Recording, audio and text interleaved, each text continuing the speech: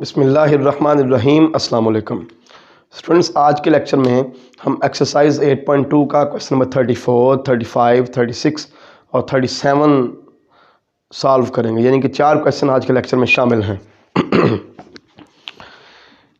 Question number 34 में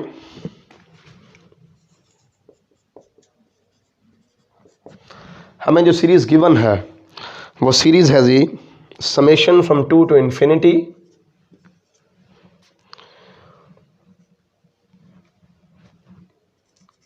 one over N under root N square minus 1। इस series की convergence या डाइवर्जेंस चेक करने के लिए इंटीग्रल टेस्ट सूटेबल रहेगा, क्योंकि और कोई भी टेस्ट यहाँ पे जो है ना वो इजीली अप्लाई होता नज़र नहीं आ रहा। यहाँ पे जो हमारी nth टर्म है वो क्या है, 1 over N under root N square minus 1, ये nth टर्म है। ठीक है, तो इसी हिसाब से हमने जो फंक्शन लेना है, फंक्शन क्या होगा G, 1 over x under root X square minus 1। ठीक है, क्योंकि हमने जो फंक्शन लेना होता है वो इस तरह का होना चाहिए कि F of N equal to A N हो, यानी कि फंक्शन में एक्स की जगह पे एन पुट करें तो हमारा जो आंसर है वो nth टर्म के इक्वल आ जाए। ये हमारी जो जनरल टर्म है हमारी सीरीज़ की। ठीक हो गया ना। अब ये हमारे पास फंक्शन है जी, इसको हम ऐसे भी लिख सकते हैं। ठीक है, तो आपको पता है हमने पीछे कई क्वेश्चंस में इंटीग्रल टेस्ट अप्लाई किया है। हमें इस फंक्शन का डेरिवेटिव लेना पड़ेगा। ठीक है, क्यों लेंगे, ताकि हम पता कर सकें कि हमारा फंक्शन नॉन इंक्रीजिंग है कि नहीं, डिक्रीजिंग है कि नहीं। नॉन इंक्रीजिंग या डिक्रीजिंग होना चाहिए, फिर हमारा फंक्शन जो है ना वो हमें बताता है कि भाई आप यहाँ पे इंटीग्रल टेस्ट अप्लाई कर सकते हैं। ठीक हो गया। Differentiating with respect to x, f dash of x equal आ गया पहला वैसे का वैसे ही, दूसरे का डेरिवेटिव एक्स का डेरिवेटिव 1 हो गया, प्लस दूसरा वैसे का वैसे ही पहले का डेरिवेटिव। इसका डेरिवेटिव क्या आएगा, पावर 7, पावर में से एक माइनस करेंगे तो -1/2 -1 -3/2 हो जाएगा, और एक्स स्क्वायर का फर्दर डेरिवेटिव आ जाएगा 2x, 2 से कैंसिल हो गया। तो हमारे पास आ गया G 1 over under root x square minus 1, यहाँ पे आ गया -x square over X square minus 1 की पावर 3/2। ये जो चीज़ है ना ये नेगेटिव है, आप चेक कर सकते हैं। For x belonging to the interval 2 to infinity, आप चेक कर सकते हैं। यहाँ पे हम x की वैल्यू 2 या 2 से ग्रेटर पुट करते हैं तो हमारा जो डेरिवेटिव है वो हमेशा नेगेटिव आएगा। ठीक है, यहाँ से हमें क्या पता चला, यहाँ से पता चला कि f of x is decreasing on the interval 2 to infinity, therefore we can apply integral test। Increasing function हो तो इंटीग्रल टेस्ट अप्लाई नहीं हो सकता, नॉन इंक्रीजिंग या डिक्रीजिंग ज़रूरी है ताकि हम इंटीग्रल टेस्ट अप्लाई कर सकें। ठीक हो गया। So we can apply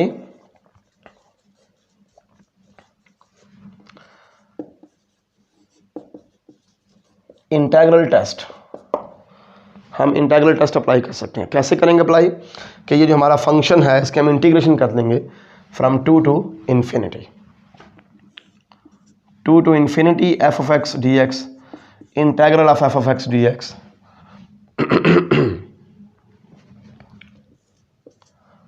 integral from 2 to infinity, f of x की वैल्यू क्या है, ये है 1 over x under root x square minus 1। ठीक होगा जी। अब ये बेटा ये होता है सीकेंट इनवर्स एक्स, क्योंकि सीकेंट इनवर्स एक्स का डेरिवेटिव होता है 1 over x under root x square minus 1, therefore 1 over x under root x square minus 1 की इंटीग्रेशन होगी सीकेंट इनवर्स एक्स। क्लियर हो गया।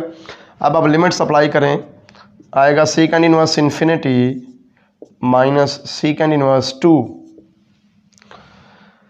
सीकेंट इनवर्स इन्फिनिटी जो है ना वो π/2 होगा 90 डिग्री, क्योंकि ये देखें हम सपोज करते हैं कि x इक्वल है सीकेंड इनवर्स इन्फिनिटी, तो secant x equal to infinity आ गया, तो cos x इक्वल टू 0 आ गया। cos कब 0 होता है? 90 पे, ठीक होगा ना। इसलिए सीकेंड इनवर्स इन्फिनिटी की वैल्यू क्या आ गई? π/2। ये जो सीकेंड इनवर्स 2 है इसकी वैल्यू π/3 होगी 60, क्योंकि अगर ये 2 हो, सीकेंड की वैल्यू अगर 2 है तो cos की वैल्यू 1/2 आएगी। cos की वैल्यू 1/2 कब होती है जी? बेसिक एंगल कौन सा है वो? 60 डिग्री पे, ठीक हो गया। तो π/2 माइनस π/3 π/6 आ गया।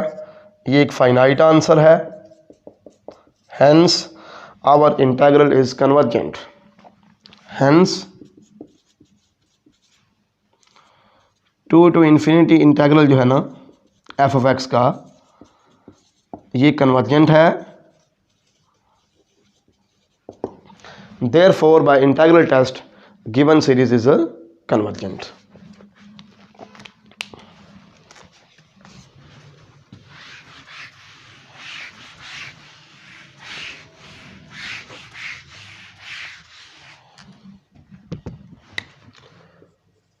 Therefore, by integral test,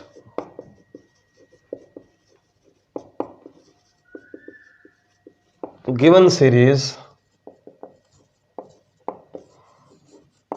is convergent। क्योंकि अगर ये इंटीग्रल कन्वर्जेंट हो तो इंटीग्रल टेस्ट ये कहता है कि हमारी गिवन सीरीज कन्वर्जेंट है। अब जी question number 35।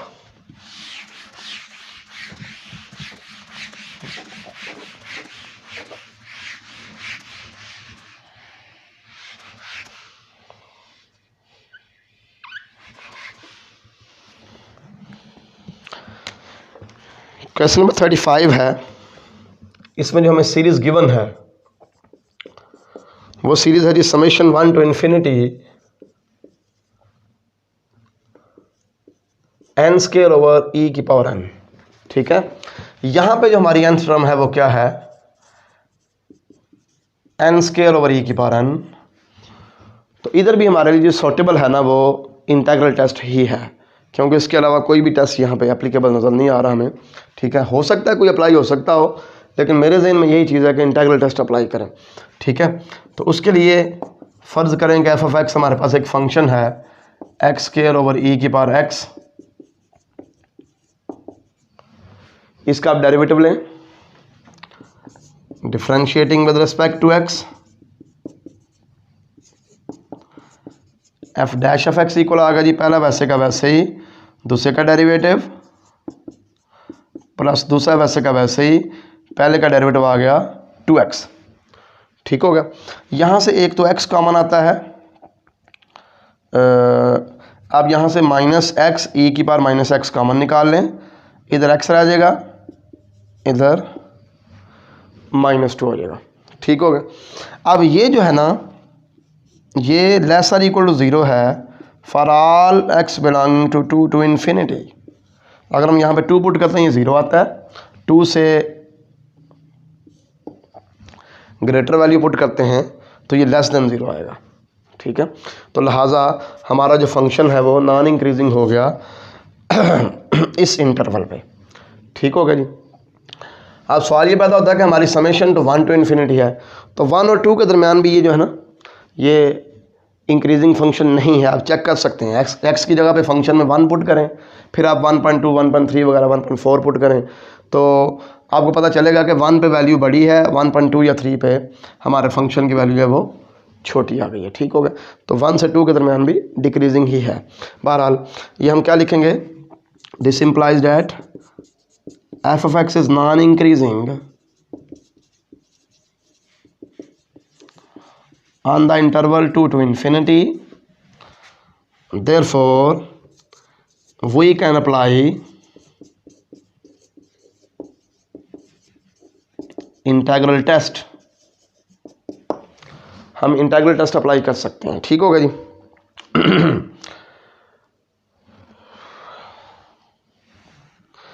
Integral test apply करने के लिए हमें इसकी इंटीग्रेशन की ज़रूरत है। प्रोडक्ट रूल यहाँ पे लगना है, इंटीग्रेशन बाय पार्ट्स, इसलिए पहले आप इंटीग्रेशन कर लें तो बाद में हम लिमिट्स अप्लाई कर लेंगे। x² e⁻x dx, ठीक हो। इसको हम फर्स्ट फंक्शन कहते हैं, इसको सेकंड फंक्शन कहते हैं। पहला वैसे का वैसे ही, दूसरे का इंटीग्रल आएगा -e⁻x minus integral of second derivative of first, तो x² का डेरिवेटिव क्या आएगा 2x, फिर इस सारे का होल इंटीग्रल, तो ये आ गया जी -x² e⁻x, minus minus plus हो गया, 2 कांस्टेंट बाहर आ गया, x e⁻x हमारे पास आ गया। अब यहाँ पे फिर इंटीग्रेशन बाय पार्ट्स, क्योंकि दोबारा दो फंक्शंस मल्टीप्लाई हो रहे हैं, तो ये आ जाएगा जी -x² e⁻x प्लस 2, ये फर्स्ट हो गया, ये सेकंड हो गया। पहला वैसे का वैसे ही, दूसरे का integral -e⁻x minus integral of second derivative of first, तो x का डेरिवेटिव 1 आएगा, फिर इस सारे का whole integral,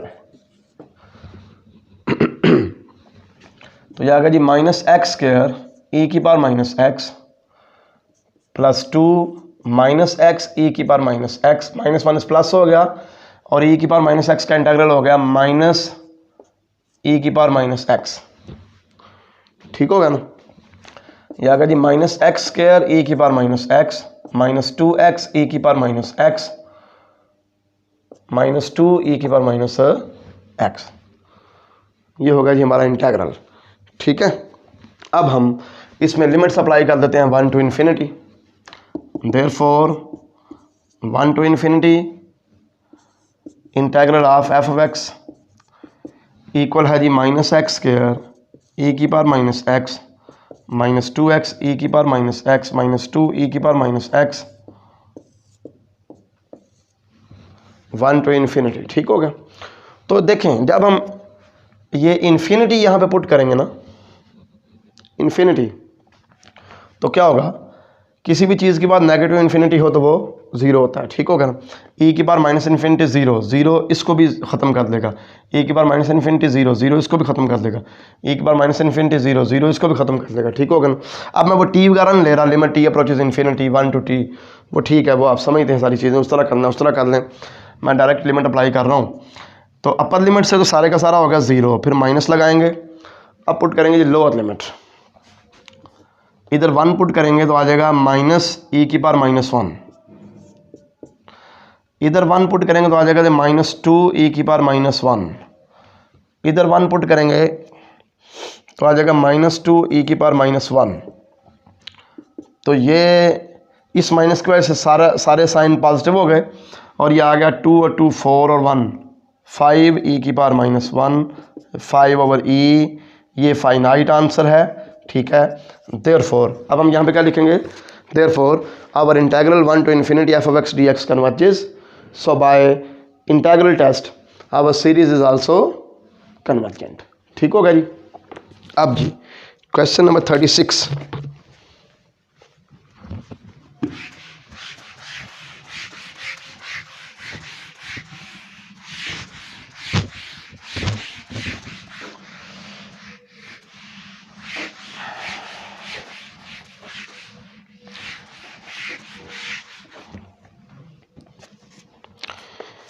question 36,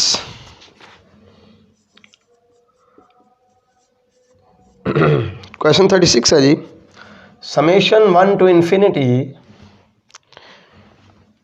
2 × 4 × 6 up to, ये प्रोडक्ट कहाँ तक है जी 2n तक, और नीचे है जी 1 × 3 × 5, ये प्रोडक्ट कहाँ तक है 2n-1 तक, ठीक है।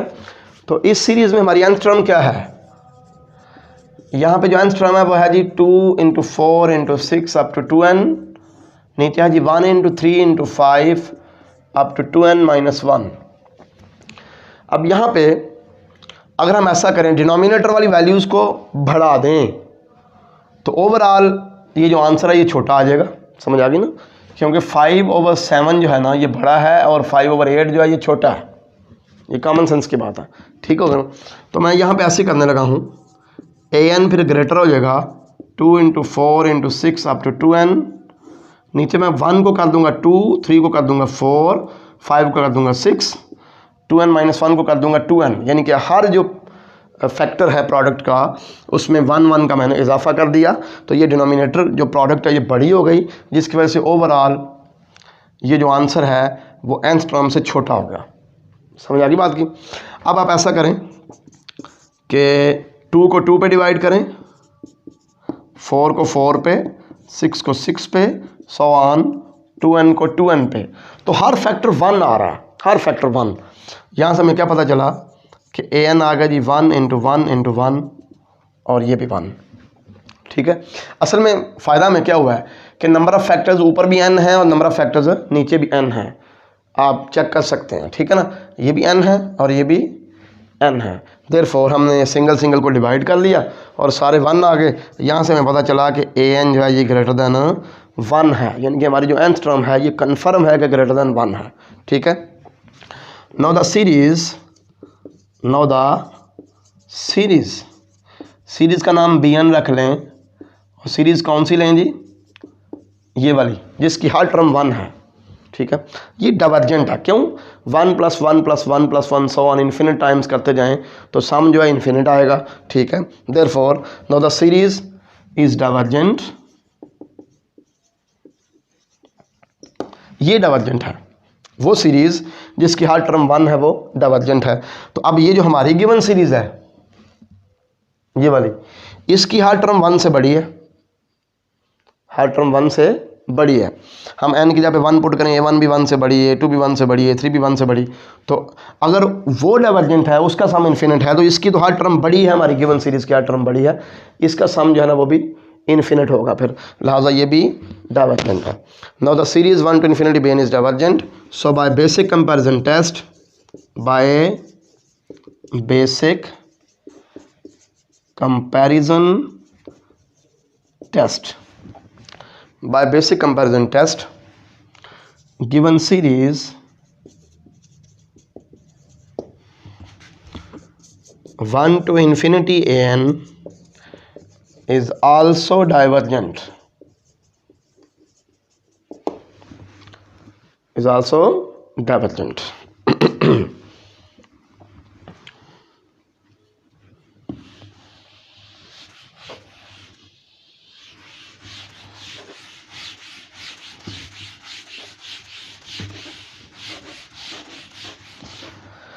लो जी, अब इस वीडियो का last question, question number 27।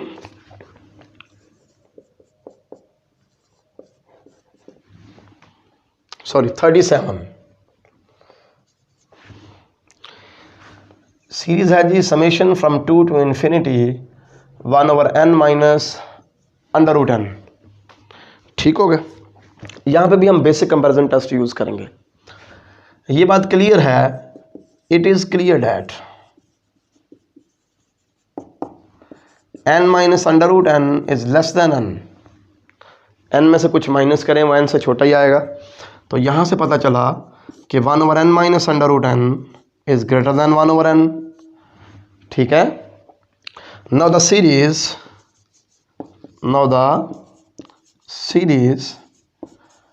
2 to infinity 1/n is divergent. ये डाइवर्जेंट क्यों है, is divergent being a p series with p equal to 1। ये देखें ना, p सीरीज 1/n की पावर p। अब ये सीरीज कन्वर्जेंट तब होती है जब p ग्रेटर देन 1 हो, कन्वर्जेंट होगी। अदरवाइज p लेस देन 1 हो या p इक्वल टू 1 हो, ये डाइवर्जेंट होगी। हम एक लेक्चर में बकायदा ये प्रूव कर चुके हैं। ठीक होगा ना। तो now the series 1/n is divergent being a p series with p equal to 1। अब देखें, इसकी हर टर्म से छोटी है। अब अगर छोटी जो टर्म्स हैं उन टर्म्स वाली सीरीज अगर डाइवर्जेंट है तो बड़ी टर्म्स वाली ऑटोमेटिकली डाइवर्जेंट होगी। सो बाय बेसिक कंपैरिजन टेस्ट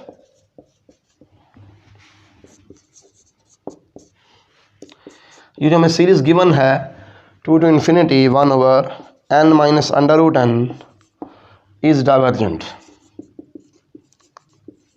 ये डाइवर्जेंट है। स्टूडेंट्स, आज के लेक्चर में इतना ही। मुझे उम्मीद है कि आपको क्वेश्चन समझ आ चुके होंगे। अल्लाह हाफिज़, अस्सलाम वालेकुम।